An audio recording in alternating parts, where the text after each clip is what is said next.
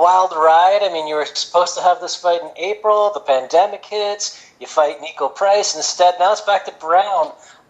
Were you surprised at all that you managed to get this fight back?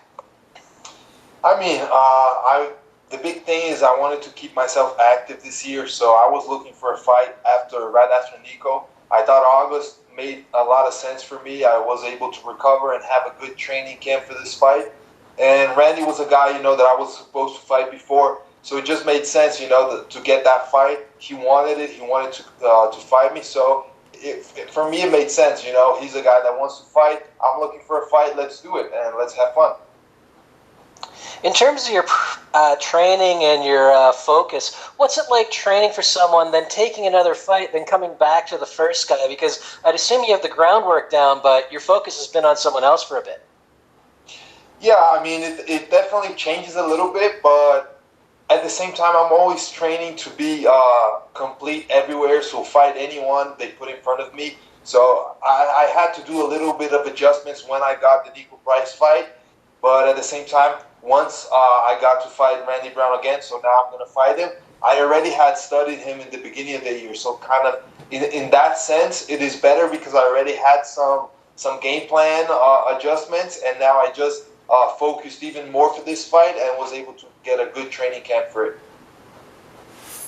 And speaking of that camp, I mean, do you feel more prepared for this, given you fought once already during the pandemic, so you kind of know what to expect? Definitely. I mean, for the first training camp, a lot of what I did was done at home. So now for this training camp, I could adjust. I could get some training partners to work with me. So definitely it was a better camp.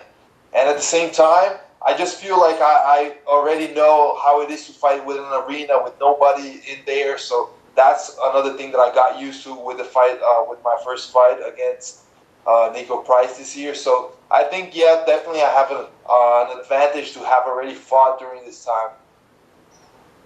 And last one for me, you talked about wanting to get back in quick after the Price fight. Is that something that you're going to continue with if all goes well here? Yeah, I mean, all the focus is on Saturday night, but after that, if I'm 100% feeling good, healthy, I want to put one more fight in this year. My plan was for 3 fights in 2020, and I want to stick to that plan. All right, well, thanks very much. Best of luck this weekend. Thank you. Next question is from Jim Barcelone with the Miami Herald. Yeah, thank you so much. I'm wondering, where did you actually do your training then? Were you in South Florida? Were you somewhere else? I was in Brazil for this fight, training at Cerrado MMA. It's the gym where I started. And, for this one and for Nico Price fight as well, I've been training in Brazil, near my family with my wife. I've just felt like this moment, it's really important to be with the family, make sure that they're safe. That just gives me peace of mind so I can train much better. Have you also been prior with Sanford MMA, used to be Hard Knocks 365 in South Florida, or no?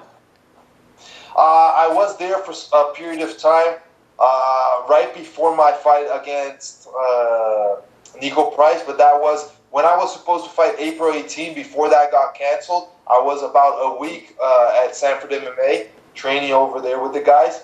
But then right after it got canceled, I came back to Brazil. I went to Brazil, kept training over there to fight May 9. And for this fight, same thing. After my fight against Nico, I came back to Brazil and had all my camp over there. How are family and friends doing during this pandemic? Oh, thank God everyone is safe. Nobody in my family has gotten contaminated or anything, so that's good. But, it's tough times. I think everybody is struggling and having to stay in quarantine. That's not something easy, but we're managing and doing our best.